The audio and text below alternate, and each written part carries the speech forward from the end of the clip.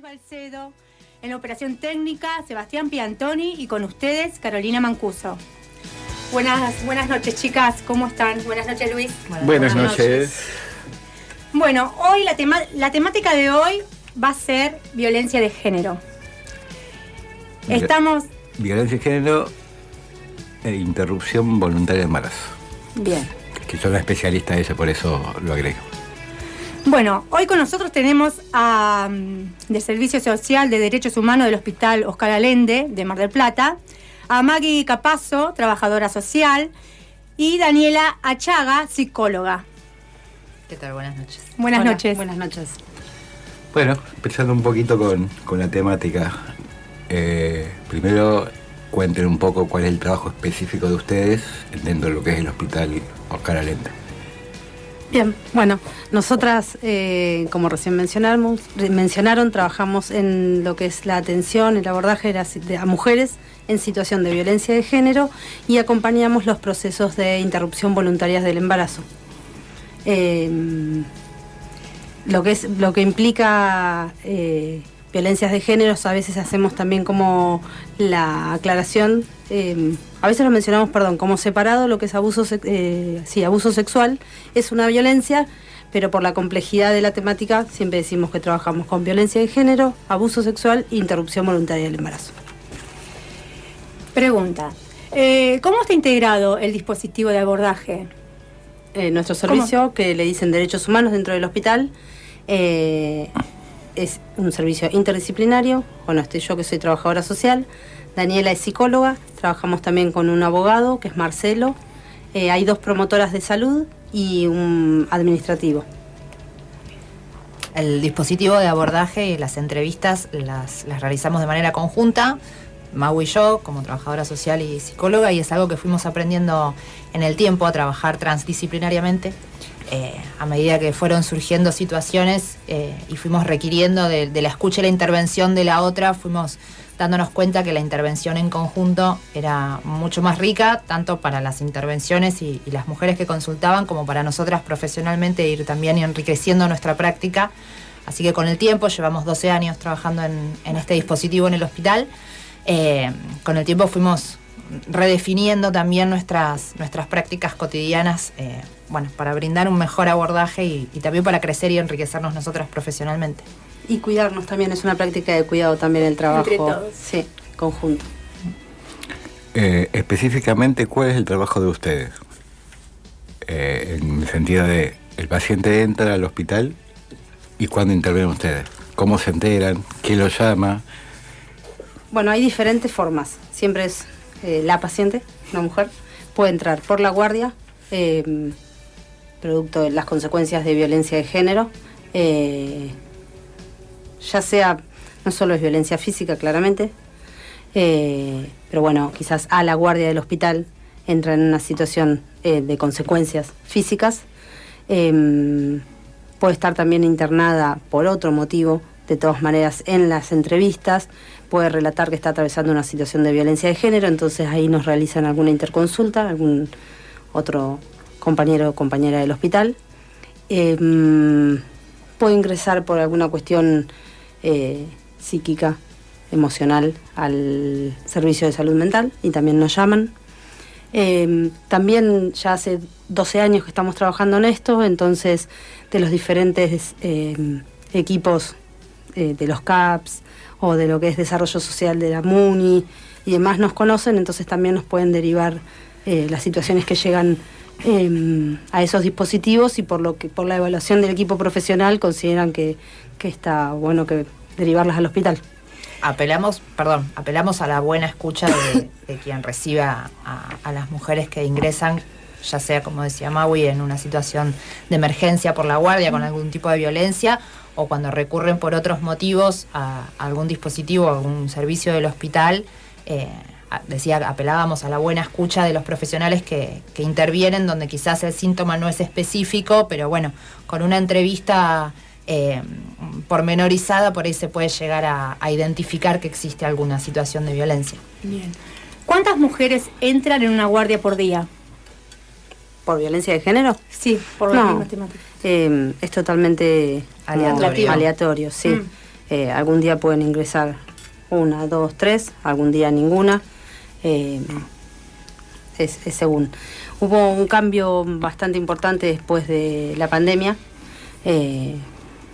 entonces se están redefiniendo algunos lugares de primera escucha. Quizás llegan primero ahora a lo que es la UPA, que es la unidad de pronta atención en el hospital, y de ahí nos la derivan. Entonces quizás no entra a la guardia, aunque llegue al hospital. Se deriva primero para otro servicio y después para nosotras. No siempre tenemos a alguien en la guardia. Con respecto a lo que es la interrupción voluntaria del embarazo, ¿qué es lo que tenemos que ver cuando en una situación de embarazo no deseado la compañera, la vecina no sabe qué hacer? En primera instancia, siempre derivarla a un efector de salud. Ahora que hay una ley y el sistema de salud acompaña, es súper importante seguir enmarcándolo, porque fue una lucha que pudiera acompañar el sistema de salud. Entonces siempre lo primero, derivarla a una institución de salud, o a alguna institución municipal o al hospital. Nosotros en el hospital tenemos un dispositivo que se llama de consejería, donde podemos, desde una instancia dialógica y reflexiva, poder hablar no solo de la interrupción del embarazo, sino también ideas, emociones, contradicciones o diferentes emociones que tiene la mujer, aunque haya decidido interrumpir. Entonces, desde ahí tratamos de enmarcar la interrupción del embarazo como una práctica de salud y poder dar curso a esa interrupción en un marco diferente al que por ahí estábamos acostumbradas a escuchar, respecto de los casos que se iban dando y que iban buscando ayuda erráticamente en algunos lugares, o atravesadas las mujeres por miedo fundamentalmente, y por eso tratamos de enmarcar esto dentro de los espacios o de los dispositivos efectores de salud, para poder enmarcar la interrupción de un embarazo no deseado como una práctica de salud, ya que entendemos la salud en su sentido más amplio, y entendemos que un embarazo no deseado afecta a nuestra salud, quizás no la de nuestro cuerpo, pero sí nuestra salud social o emocional. Por eso para nosotras en esta entrevista de consejería, o en esta primera entrevista o primera escucha, tratamos además de informar a las pacientes, de contenerlas en el marco en el que pensamos la práctica. De salud y de derecho. De salud y de derecho. Y por ahí para la audiencia que por ahí tiene otra visión de lo que nos imponen los medios, todas las que van con intención de abortar, ¿abortan? Sí. Sí. El acceso es para todas.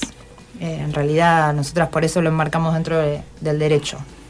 Si bien nosotras acompañamos interrupciones previo a la ley, enmarcadas siempre dentro de lo legal, pero antes de la sanción, entendiendo cómo fue evolucionando la interpretación del derecho para poder acceder a una práctica segura de interrupción, el acceso es total para todas las mujeres que consultan. Sí se las orienta en relación a su caso particular por sus semanas, y se gestionan todas las prácticas previas para poder tener más información, como por ejemplo ecografías, y bueno, somos parte de una red que se llama Red de Profesionales de la Salud por el Derecho a Decidir, que funciona desde el año 2018, ¿no? No, nosotras somos Nosotras partes. desde el 18, perdón. Desde 2018 es una red nacional. En Mar del Plata nos convocan desde ese año a participar. ¿Y cómo es la experiencia después de la ley con las chicas?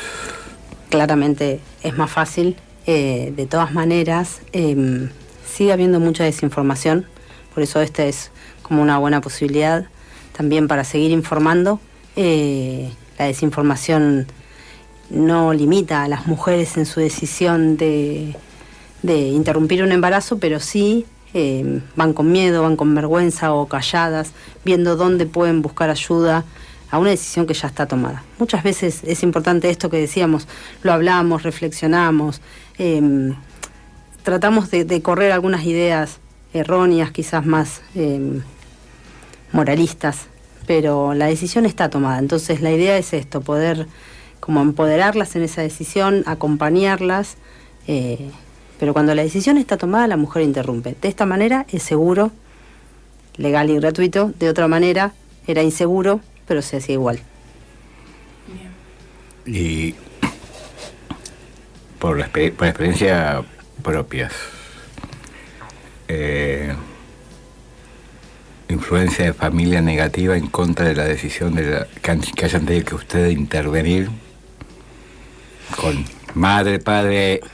Es que en realidad las entrevistas, cuando las mujeres, chicas, no chicas, adultas, mujeres, sí, hasta adultas, cuando vienen acompañadas a la entrevista pasan solas. Nosotras siempre pedimos que ese sea un espacio individual por esto mismo, porque pueden estar acompañadas, pero... Sí, pero me refiero por ahí que después que sale hablar con ustedes, que ha pasado, porque nos pasa en la guardia, sí, de pareja, marido, padre, querer saber más allá o intentar que no se haga producto de eso, que haya sido ustedes... Sí, no, lo que pasa es que... Después de que ustedes... Después de que salen tan entiende. seguras que no hay decisión, no hay opinión de un tercero que las haga cambiar de opinión. Muchas sí tienen que mentir. Muchas no lo dicen ni a sus parejas, ni a sus madres, ni a sus padres, ni a sus amigas. Y nosotros siempre preguntamos a alguien de su red para que las acompañe, no por una cuestión de necesidad, sino por una de cuestión, asistencia. claro, y de afectividad, y que se sientan contenidas, acompañadas. Hay veces que no dicen que no tienen a nadie porque estarían en contra, pero la decisión, cuando está tomada, no vuelven atrás. Es muy raro. ¿No nos ha pasado de una situación propiamente en el hospital de que algún familiar o algo viniera o quisiera intervenir o saber más, por lo menos no en relación a situaciones de interrupción? Sí, obviamente en situaciones de violencia, como hablábamos previamente, sí, de eso ha habido algunas otras situaciones por ahí un poco más complejas, de que aparezca esa pareja, o que vinieran a la entrevista acompañadas por esa pareja, porque esta pareja no las dejaba manejarse solas. Pero con lo que es interrupción, no. Sí, lo que nos ha pasado con bastante frecuencia es que en las entrevistas las mujeres que vienen a solicitar o a informarse acerca de la interrupción refieren a haber estado siempre en contra de la posibilidad de interrumpir hasta que la situación atraviesa el cuerpo propio, ¿no? Y sí.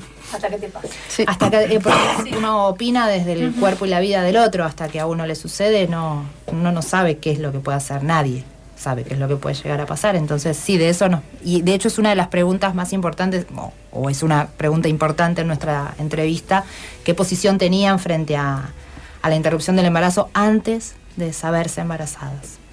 Para acompañar en sus contradicciones, porque cuando las hay también nos parece importante acompañar en esas contradicciones.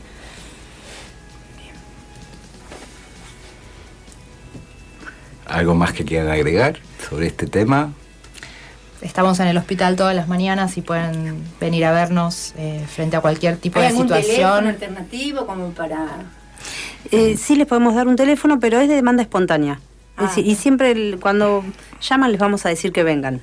Bien. Entonces, de lunes a viernes, los sábados también hay una guardia, de 8 a 13 horas. Estamos un poco más, pero bueno, hasta 13 horas para organizarnos en nuestra agenda. Pueden venir de manera espontánea. Es mejor que estar llamando, ya te digo, porque aunque quizás sí es difícil comunicarse o demás, les vamos a decir que vengan. Y al no tener un turno programado... Y siempre se resuelve la primera entrevista, o aunque sea una pre-entrevista, se hace en el momento de la demanda, entonces se va a intervenir en el momento, exactamente. Sí, son situaciones que deben intervenirse en el momento. Sí. Bien, y lo último, por lo menos de mi parte, es para un poco diferenciar con respecto a la violencia de género. ¿Desde dónde empieza la violencia de género como para que la gente se dé cuenta o acompañe a alguien a decir, acá está pasando algo raro? Porque muchas tenemos la idea, o muchos tienen la idea de que hasta que no hay el golpe, no hay violencia. Entonces, ustedes, desde su experiencia, ¿desde dónde está bueno que empiecen a darse cuenta de que hay violencia. Es que nosotros siempre hablamos de la escalada de violencia. Una mujer cuando conoce un hombre, en sus primeros encuentros, citas, cuando empieza en un noviazgo o en una relación, el hombre generalmente no se muestra violento, por el contrario. Después empiezan con prácticas de manipulación, de control. Te siguen por todos lados. Sí, Que igual, está romantizada Te mandan por esa teléfono conducta. mensajes que parece que es de preguntándote cuidado. a dónde Exacto. estás, con quién saliste. Porque Y me es- importás. El Claro. cuidado no es control. Pensar en el otro, la mujer tiene que sentirse libre de manejarse. Y si necesita ayuda, la tiene que pedir. No es amor, eso sí, claro. Exacto, muchas veces esto lo hablamos bastante, porque te dicen, no, me vino a acompañar para cuidarme, pero vos lo pediste, vos pediste ayuda, vos dijiste que necesitabas, que sentías miedo o algo de esto.